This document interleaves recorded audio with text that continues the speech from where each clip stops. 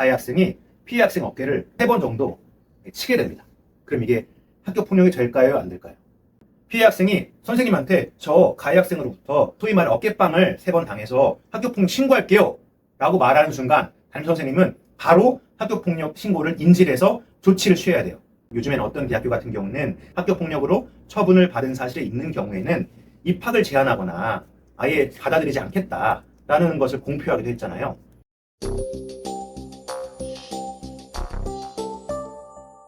네, 안녕하세요. 이지영 변호사라고 합니다. 오늘은 여러분들과 함께 학부형으로서 제 직접적인 경험도 담긴 학교 폭력에 관해서 한번 이야기를 나눠볼까 합니다. 최근에는 초등학교, 중학교, 고등학교 입학식마다 학교 폭력에 관해서 교장 선생님이나 교감 선생님께서 직접 학교 폭력의 정의나 학교 폭력이 어떻게 되고 이것의 처리가 어떻게 되는지에 대해서 많은 이야기를 하는 것을 알 수 있습니다. 그만큼 학교 폭력이 이제 일상화가 되었고 학교 폭력으로 인해서 영향을 받는 학생들이 많아졌기 때문에 그런 것들이 이루어지고 있는 것을 볼 수 있죠. 특히 학교 폭력이 중요하게 된 이유는 대학교 입시에 학교 폭력이 기재된 학교 생활 기록이 반영되기 때문에 입시 때문에 훨씬 더 중요하게 생각되고 있고, 또 최근에는 유명 신입 야구 선수가 과거의 학교 폭력으로 인해서 또 이슈가 되기 때문에 또 여러 가지 학교 폭력이 언급이 되고 있는 것 같아요. 그래서 여러분들과 함께 학교 폭력이 어떤 식으로 진행이 되고 결과는 어떻게 되는지에 대해서 한번 이야기를 나눠볼까 합니다. 기본적으로 이 얘기를 진행하기 위해서는 학교 폭력의 정의가 무엇인지부터 명확하게 보고하는 게 중요하겠죠. 그래서 우리가 일반적으로 얘기하는 학교 폭력 대책 방지법, 학교 폭력 예방법에 관해 정의되어 있는 학교 폭력에 대해서 한번 논의해 보고자 합니다.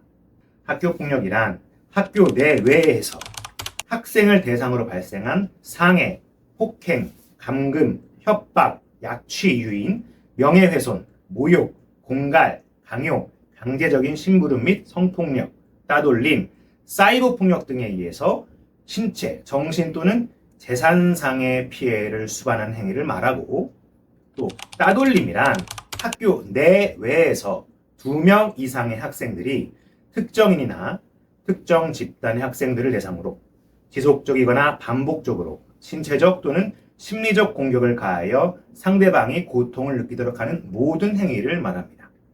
사이버 폭력이란 정보통신망을 이용하여 학생을 대상으로 발생한 따돌림, 딥페이크 영상 등을 제작, 반포한 행위 및 그 밖의 신체, 정신 또는 재산상의 피해를 수반하는 행위를 말합니다.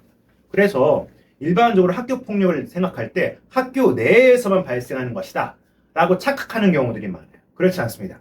학교 내외에서 발생하는 모든 것들을 말하는 것이 바로 학교 폭력이에요. 근데 특히 요즘에는 신체적인 문제만 발생하는 것이 아닙니다. 요즘에는 모든 학생들이 핸드폰을 들고 다니고 있고 핸드폰을 통해서 많은 의사소통이 이루어지는데 핸드폰 속에서 혹은 핸드폰을 이용한 SNS를 주고받는 과정에서 발생하는 여러 가지 문제들로 인해서 또 학교 폭력이 문제가 되고 있습니다. 여기서 그러면 우리가 이제 학교 폭력 어떻게 되는지 케이스를 한번 보겠습니다. 피해 학생과 가해 학생이 있어요. 가해 학생과 피해 학생 원래는 친구였습니다. 그러다가 둘이 점심시간에 밥을 먹다가 괜히 대화를 하다가 싸우게 됐어요.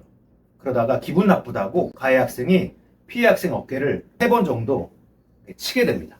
그럼 이게 학교 폭력이 될까요? 안 될까요? 기본적으로 학교 폭력의 포섭이 되겠죠. 왜?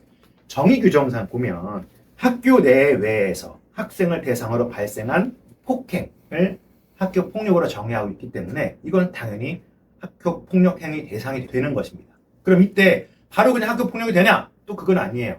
이것을 바로 피해 학생이 신고를 해야 됩니다. 피해 학생이 선생님한테 저 가해 학생으로부터 소위 말해 어깨빵을 3번 당해서 학교 폭력 신고할게요 라고 말하는 순간 담임 선생님은 바로 학교 폭력 신고를 인지를 해서 조치를 취해야 돼요. 그럼 조치하면 어떻게 될까요? 학교 폭력법상 가해 학생과 피해 학생은 그때부터 바로 분리 조치를 해야 됩니다. 최대 7일까지 가해 학생은 피해 학생과 분리돼서 생활을 해야 돼요. 요즘 상황이 특이한 게 한 학년에 학생 수가 적어요. 학생 수가 적다 보니까 학급 수도 적습니다. 한 학급에 통상 많아봤자 15명에서 20명 사이인 경우가 많아요. 그리고 한 학년에 학급 수가 많아봤자 지역마다 다르게 있지만 많아야 6개 학급인 경우가 대부분입니다.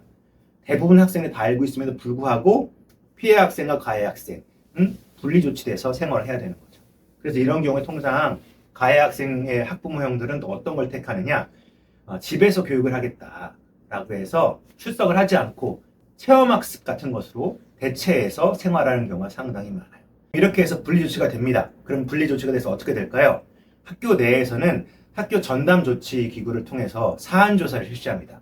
피해 학생으로부터 그 당시 어떤 식의 피해를 입었는지를 묻고 답하는 시간을 또 갖고, 또 다시 가해 학생을 불러서 그 당시에 어떤 일로 인해서 이 사안이 발생했고, 그 당시에 가해 학생은 피해 학생이 어떤 마음을 가지고 이런 가해 행위를 했는지에 대해서 그런 문답 시간을 갖게 돼요. 서로 각각의 따로따로. 그래서 그런 조치를 이후에 진술서를 받고 그 진술서를 바탕으로 해서 이 사안을 학교장 자체로 처리할 것인가, 아니면 학교폭력 전담 기구 이걸 통해서 학교폭력 심의를 할 것인지에 대해서 판단을 하게 됩니다. 근데 여기서 가장 좋은 것은 당연히 학교장 정결 처리로, 학교장 처리로 그 당시에 끝나는 것이 제일 좋아요. 일단 그 전제는 크게 두 가지입니다. 하나는 학교폭력의 정도가 크지 않아야 돼요. 예를 들어서 코피가 철철철 흐르거나 팔이 부러지거나 정신적으로 너무 피폐해져서 정신과 치료를 받아야 된다. 그 심각성의 학교폭력이라면 당연히 학교장 정결을 처리할 수가 없겠죠. 그런데 뭐 예를 들어서 말싸움을 하다가 잠깐 손을 툭 쳤다거나 혹은 밀쳤다거나 소위 가해 정도가 낮은 경우에는 학교장이 판단해서 이건 가해 정도가 크지 않고 피해 학생과 가해 학생이 서로 화해를 했고 피해 학생도 굳이 이것을 학교폭력 전담 기구의 심리를 원하지 않는다라는 취지로 말을 한다면 학교장 전결을 처리를 할 수가 있어요. 이러면 거기서 모든 것이 끝나게 되는 겁니다. 학교생활 기록에도 남지가 않아요. 근데 그렇지 않고 이제 학교폭력 전담 기구, 심리기구로 넘어가면 또 다른 절차가 발생을 하게 되는 거죠. 과거에는 학교마다 학교폭력 대책 자치위원회가 있었어요. 그래서 학교 학부형과 외부 전문가 몇 명들로 구성된 각 학교별 학교폭력 대책 자치위원회에서 1차적으로 학교폭력을 판단을 했어요. 근데 이것이 너무나 많은 문제가 발생하다 보니까 그걸 폐지를 해버리고 이제는 교육청 혹은 교육지원청에서 학교폭력을 심의를 하게 됐습니다.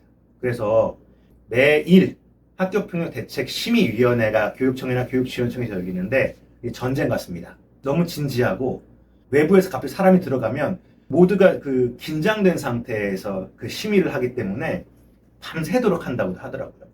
이제 학교폭력 대책 심의위원회로 교육지원청으로 옮겨가게 되면 날짜를 정해서 가해 학생과 피해 학생을 모두 부르게 돼요. 모두 불러서 그 여러 명의 심의위원들이 모인 자리에서 이제 피해 학생은 피해 당시의 상황을 또 다시 얘기를 합니다. 그리고 가해 학생은 또 가해 당시의 상황을 또 얘기를 하고, 이래서 그 모든 진술과 모든 상황을 여러 명의 심의위원들이 평가하고 받아들여서 1차적으로 이 학교폭력일까 아닐까? 학교폭력이다 라고 하면 그럼 과연 이 가해 학생에게 어떤 조치를 해야 되냐, 몇 호 처분을 해야 되냐, 이런 걸 평가하게 돼요. 처분에는 1호 처분과 9호 처분, 서면사과부터 퇴학 처분까지 총 9개 처분이 있습니다. 그럼 결국 이 9개 처분을 어떤 처분을 해야 되는지 또 위원들이 평가를 해야 돼요. 평가의 조건 여러 가지가 있는데 기본적으로는 이렇습니다. 학교폭력의 중대성, 반복성, 고의성, 그리고 화해 정도, 이런 것을 통해서 점수화되어 있어요. 예를 들면 학교폭력의 고의성이 있다. 그럼 1점부터 5점. 지속성이 있다. 1점부터 5점. 반복적이다. 1점부터 5점. 이렇게 점수표가 있습니다. 그 점수표에서 각 위원들이 몇 점 체크하고 몇 점 체크하고 이렇게 해서 평균을 내요. 그 평균을 내가지고 이 평균에 따라서 합산 점수에 따른 최종 처분이 되게 되는 겁니다.